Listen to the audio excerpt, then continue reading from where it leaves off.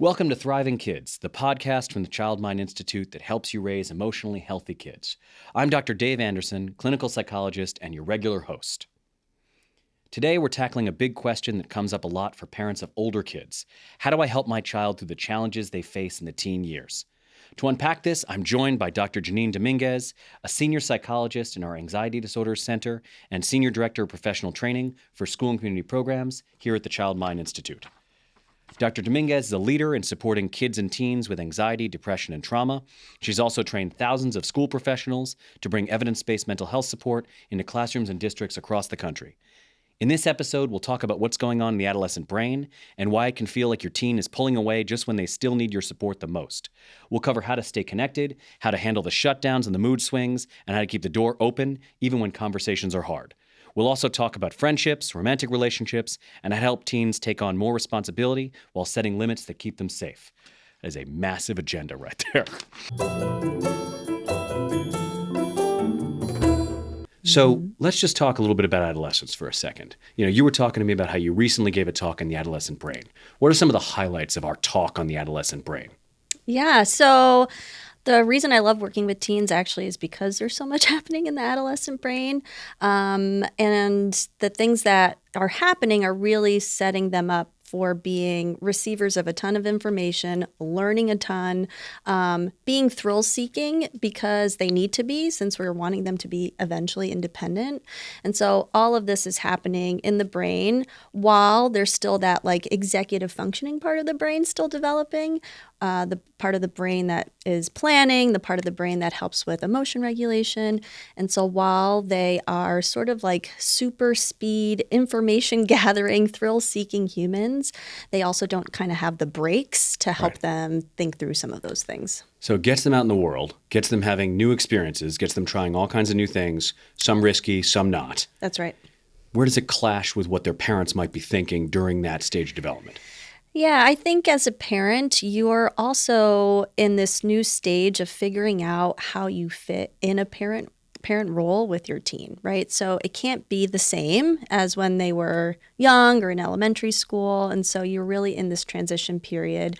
You're wanting to balance this, helping them to stay motivated, go to school, keep to schedules, while they're also trying to push boundaries, wanting to maybe do more things on their own. And so you're sort of like figuring out how to keep them safe while giving them that independence. And at what age do we think parents start to encounter these challenges or need to start laying the groundwork for the teenage years? Yeah, I think it's interesting. I actually think that sometimes when we think about teens, we're thinking 13 to 18, 19, but I think we're seeing it actually younger these days for a whole host of reasons. So 10, 11, and it spans now into young adulthood. So 22, 25. But I would say I'm hearing parents come in, around that 11, 12-year-old range where it's we're starting to have conversations around what it means to be a teen. Mm-hmm. Mm-hmm. So if we take a look, we'll start there, and I promise that we're going to go to the later teenage years too. But if you've got a 10 or 11-year-old, what are some of the conversations we want parents to start having at those ages, or start mapping how they want to lay the groundwork for the teenage years? Yeah, I think there's a couple of topics. I often talk to parents around what are some of the rules and responsibilities in your home, right? And at that age, they should be contributing to the house in some ways. So because you're going to want them to continue to do that. So you're, laying out chores, how they're, doing those, what are the schedules around that. I think you're also laying the foundation for check-ins and different ways of checking in. So stuff around friends, what they're into, or sometimes just kind of hanging out sort of by their side while they're playing video games or watching a show. And then I would say too, I think you're starting to give them a little bit of independence where privacy is, where you're not hovering over them, but sort of you got to finish your homework on your own. And sure, you can go and talk to your friend on the phone. I'll give you some leeway to watch the iPad for a little bit. Yeah. But those are kind of the things that we start off with. So we risk, I'm sitting here like agreeing with you because we are two psychologists having this conversation, but I also want to get to like why we're both agreeing with each other on this. Yeah. Which is like when you start saying like hang out next to your teen, watch the annoying video games they're playing, or like see the things they're doing online, or like hang out by their activities. Let's break that down a little bit more. Like, Sure. and this is by the way, I guess we're talking about a tween right now. We're laying the groundwork. Why is that so important?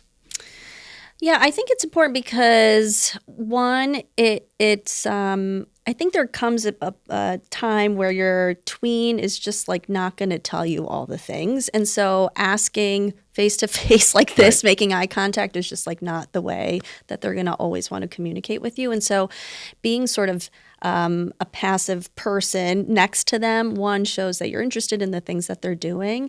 And also, I think just makes it less sort of intense or sort of more casual for them to maybe even allow you to be in their world a little bit more. And so you're setting the stage for them to be able to do that as they get older. Like I think even the age that we're talking about right now, like a 10 or 11, kids have heard parents, and I think our own kids have heard this from us too. Like, you know, I mean, my kids are 9 and 6 right now. So it's like, you know, they already know what I care about. Like, they know that I care about them being nice to their friends. They know that I care about them, like, investing in their homework and trying hard in school. Like, they know that I care about them being respectful to other people, things like that. They know what I care about. I have communicated that thousands upon thousands of times. They also expect, almost anytime I talk to them, that it might be about something I care about. So I think that you're mapping out for parents this notion that like if you show them that without agenda you care about some of the stuff they care about, and like I think we lose this as kids get older. Like if we think about younger kids, like a kid's building with Legos, we may be bored to tears, and yet you know at the same time we're like, oh my gosh, this is so cool. That does really look like a car. Like good job. Yeah. What are some of the moments where you've told parents recently to like pay attention or be alongside their tween or teen in an activity that they like can't stand? Yeah, I think it's usually video gaming is a big one. Or, you know, it's not even a show. I got to be honest. Most kids are watching YouTube these days. So it's like, what are they like into? What are they YouTubing? And just sitting next to them. Or music, like being in the car and just listening, allowing your tween to put on the music that they desire or they want. Sometimes for me, if I'm driving, my kiddo is 9 as well, about to turn 10. Exactly. And so if he has, you know, friends in the back seat and we're just driving to soccer practice, like I don't say anything. I just listen to whatever the heck they're talking about. And so that also just allowing them the freedom to talk and knowing that I'm not here to judge. I'm just here to be, you know, a mom who's understanding. So I think those moments are like less around correction and more about connection. And so it's just an opportunity to not be telling my kid what to do or how to do it, but just know that I'm here to validate that he has feelings and has interests and I'm into them as well. Well, and on the notion of YouTube, I mean, for both of us with 9-year-olds, like I think importantly, every parent listening, like we want them to know we're very cautious about YouTube. Like I'm a bit cautious because YouTube, I can't control the commercials. There's a lot of rabbit holes, that kind of stuff. Like in my house at this age, it's very monitored if we're going to use it. For sure. But it also contains a wealth of humanity's recordings of itself that have existed since the dawn of time. And so like I'm always fascinated at like what my kids have gotten into, like in that space. Like I am trying to understand like why my son is interested in people who explore what appear to be remote bodies of water with metal detectors to find like treasure underneath sand and water right now.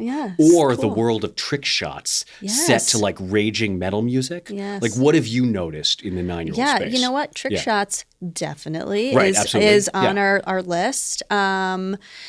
Also, so my kid he does Minecraft because he really likes the building aspect of it, but somehow like watching someone else also do that is something that he's really into. And magic tricks. Very nice. Yes. Ooh, those are cool. So now we're showing how we would be interested in this because I'm like, oh, I wish magic tricks were part of my thing. But like, so as we extrapolate this forward, like part of the reason why we lay this groundwork and we say like we're going to pay attention to things that we find just stupid or mindless is that again, like we build this up so that if they want to tell us about something they don't think adults care about, but they desperately do, we're there to be interested. and we're there to show them that it isn't just necessarily about our agenda. So you talked earlier about check-ins. I want to map that one too.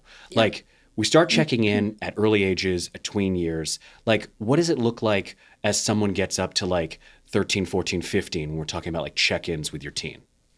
Yeah, I think it can look different for families. So sometimes families have been good about like on Sundays, we usually go to the diner, we have breakfast, that's our check-in time. And it's like a tradition and it's kept in the family. And so, or like their Sunday time together. And so that's kind of a natural build-in. But sometimes like for other teens, it really is just mapping out time in the car or knowing sort of like when you guys are going to be together where, again, it's less pressure and it's just like a moment to be like, how are you doing, And so you map out, I think, two things in that. Like you're talking about kind of like attachment rituals where it's like if you can start from an early age with like something that's like yours, like that's your diner and you go there, that's a really great space to just know that like they're going to have this space if they want to eat pancakes silently or if they want to like have some scrambled eggs and dish, like that's you're there for it. Yeah. Or there's the beauty of these unstructured times. Like you talked about with your 9-year-old, like going to soccer practice and just like leaving it in the midst of transportation. Yeah. This is where it's good to have like boredom a little bit and see if they disclose. Yeah, definitely. Yeah. Or honestly, just sitting next to him too, like where we might be sharing in a moment where he is watching something. Yeah. But I can also be like, hey, give it a pause. Like, let's just like touch base. And so you're also setting that up too. So now we get the teens that we hear out in the office all the time where it's like a teenager where the parent will say, they only give me one-word answers. Like, that's it. What do we tell a parent whose teen only gives one-word answers? The parent says, look, I take them out for meals, or I'm trying to be quiet on the walk to school, but like it's still one word. Like what's the next step for you? Yeah, I mean, I think I usually tell parents that can feel frustrating and good that they're still giving you one word and they're still allowing for that space.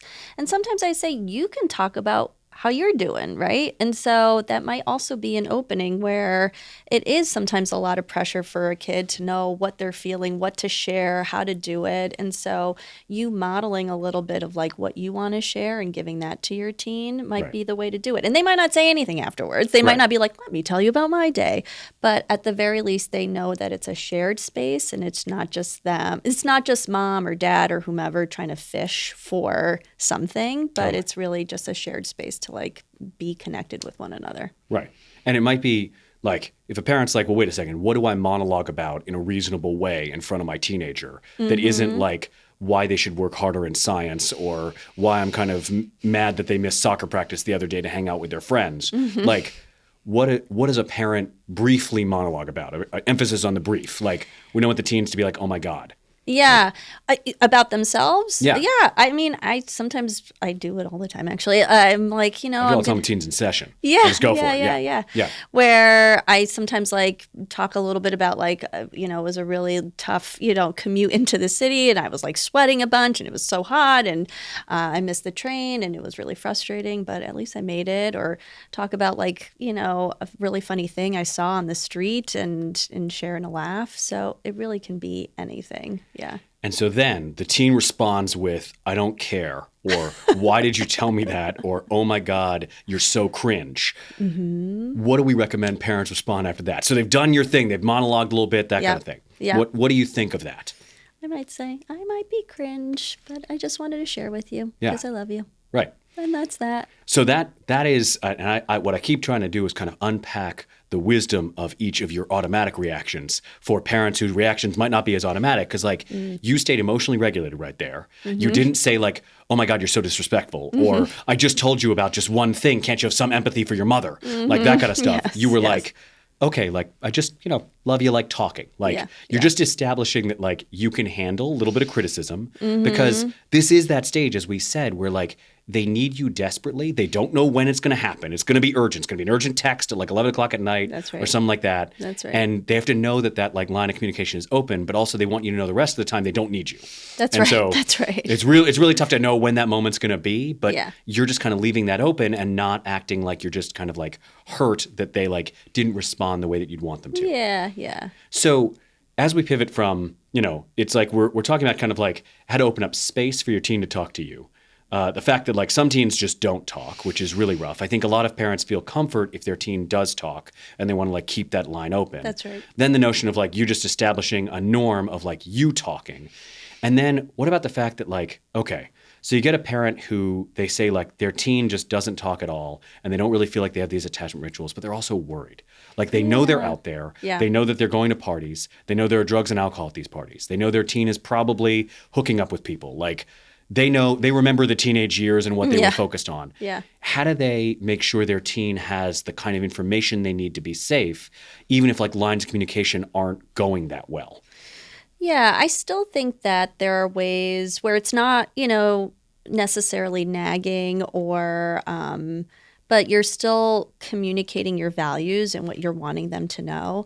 I also, too, you don't have to be the only person your kid is talking to, right? Yeah. And so I do think sometimes we forget about a village, but there is something really beautiful about relying on your village, and whether that be a neighbor or your kid's coach or parents of your kids' friends. Right. Like I would School just counselor, barber, member of the clergy. yeah. I mean, I remember I called them Aunt Patty and Uncle Harold, but they weren't my aunt and uncle. They were neighbors, but I grew up with them, and just like knowing that I could have them and talk to them was helpful. And I didn't always talk to my parents about things, and so I think it's knowing that, or building that village even early on, so that way you can touch base with them and letting them know, like, hey, these are the things I'm a little bit worried about, and I just want to make sure we're having this information go to the person. Totally. And I mean, we're going to do other episodes as part of our podcast series on technology, on sex, consent, and safety, on,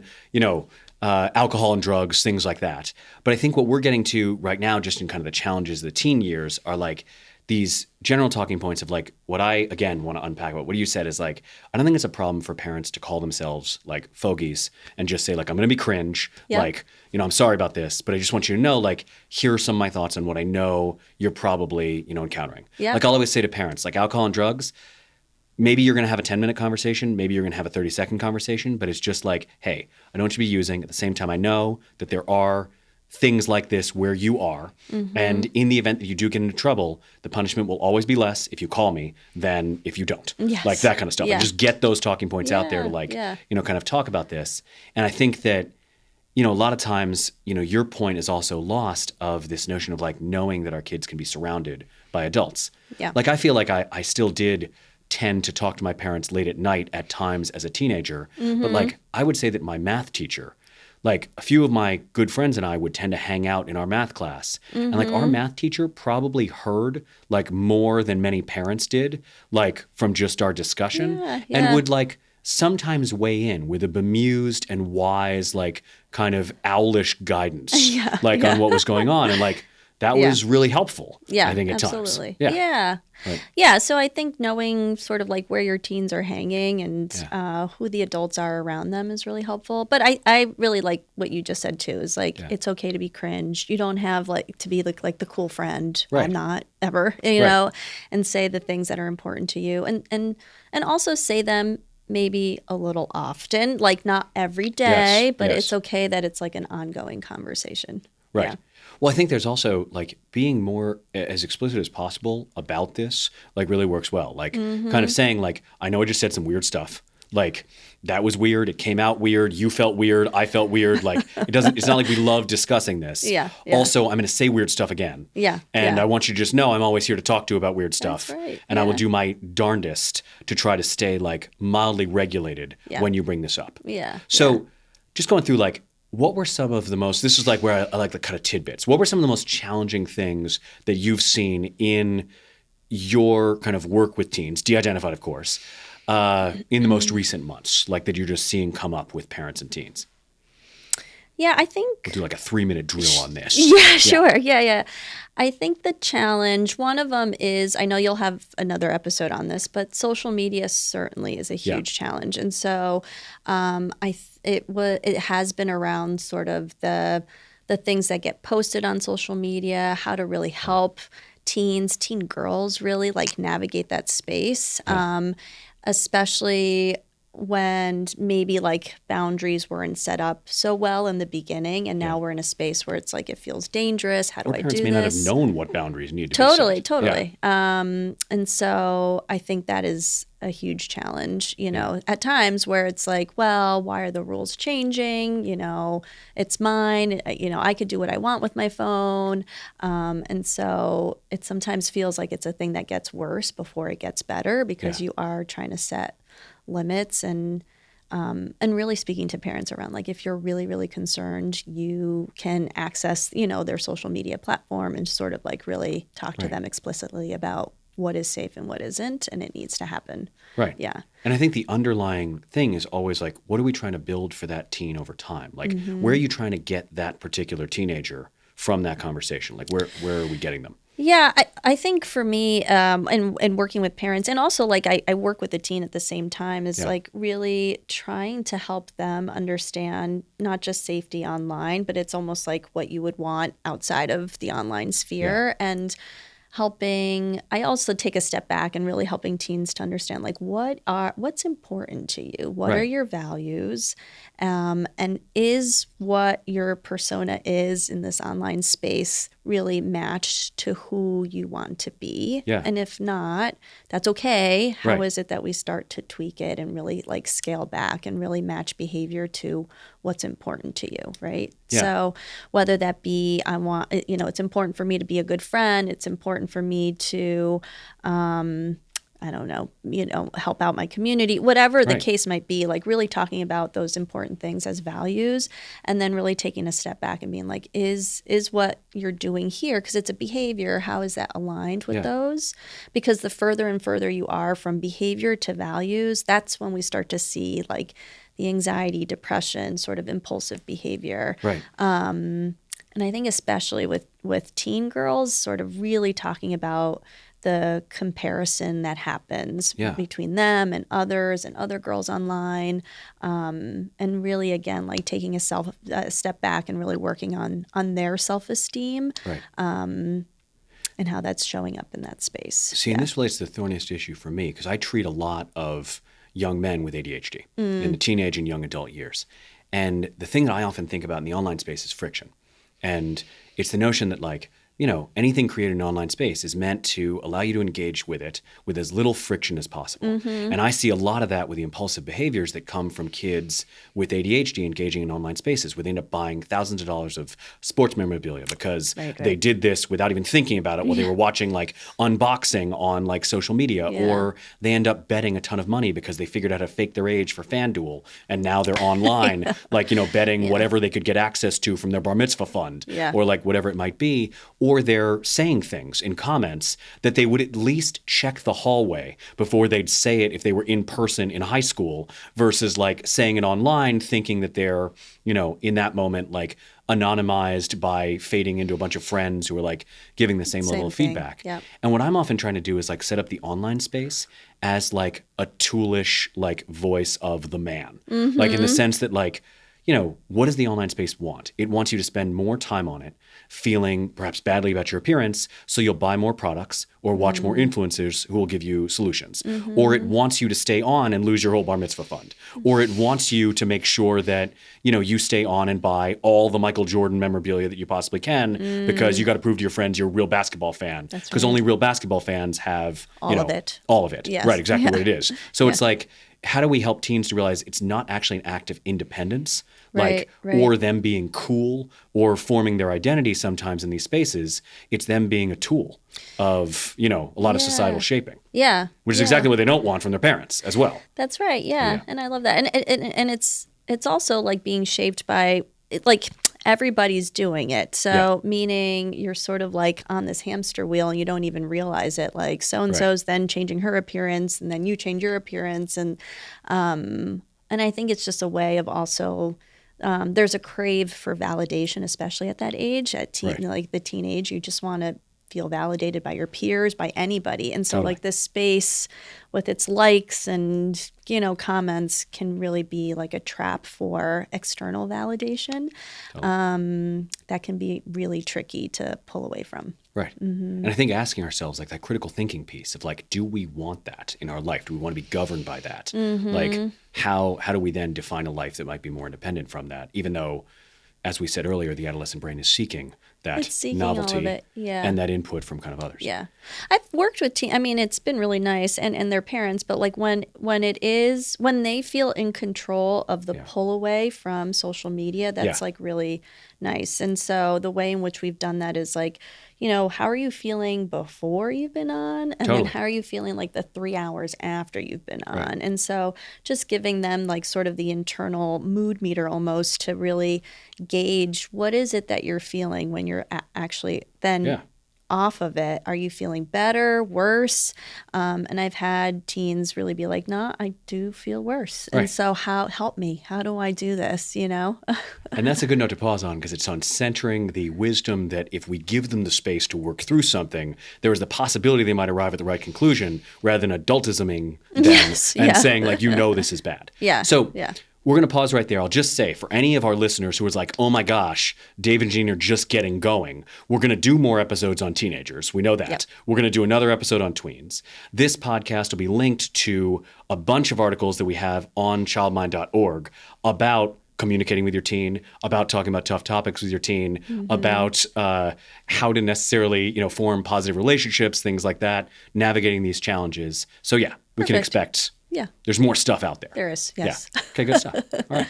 So with that, we will pause for this podcast episode. Sounds great.